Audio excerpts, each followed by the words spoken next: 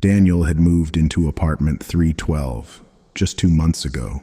It wasn't much, not very big, but it was quiet. And after the breakup, quiet was all he wanted. He thought quiet would help him think and maybe sleep at night. That Friday night, he sat completely alone. The flickering blue light from his old TV, the only sound in the apartment, was barely keeping him company. He stared at the screen, but his mind wandered to the silence around him, the dark corners of the room, the faint creaking of the floor.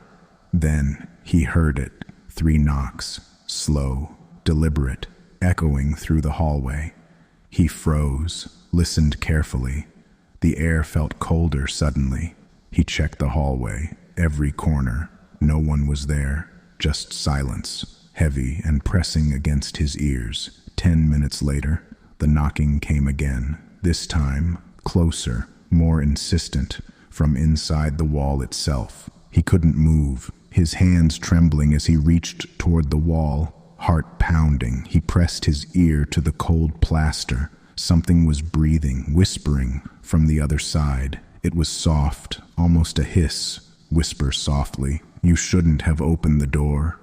He stepped back slowly, barely daring to breathe. Then he saw it, a small hole in the wall, fresh, dark, almost pulsating as if it were alive. He stepped closer, unable to stop himself. Every instinct screaming to run, but his feet rooted in place. A hand shot out, pale, cold, gripping his wrist tight. The wall cracked slightly under pressure, something unseen pressing from within. He could hear faint scraping, and the cold seeped into his bones. He saw a face, gray, hollow, wet.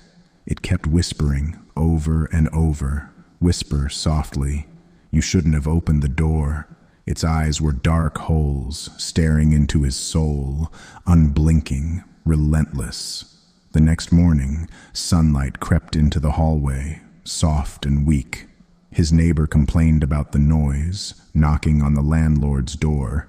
But when the landlord opened 312, Daniel was gone. Only the faint smell of damp plaster and fear remained. There was no hole, just 3 handprints, pressed into the wall, deep and dark. The apartment was empty, but the air still seemed to whisper, to move, as if someone or something remained.